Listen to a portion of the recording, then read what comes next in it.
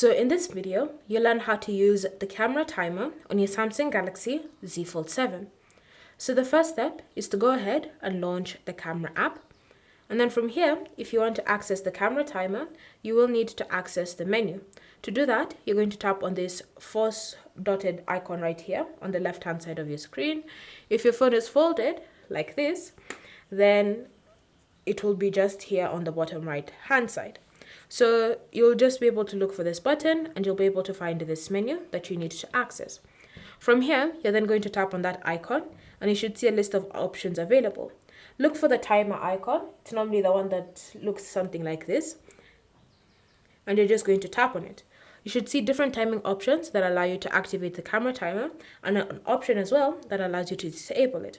So in order for you to turn it on, choose any of the timing options. So you have 2 seconds, you have 5 seconds, and you have 10 seconds.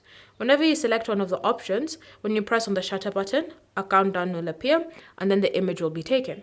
If you choose a different timer, say for example the 10-second option, and you start the countdown and you realize there's something that's not quite right, you can always just stop it, fix whatever it is, and then resume the countdown all over again.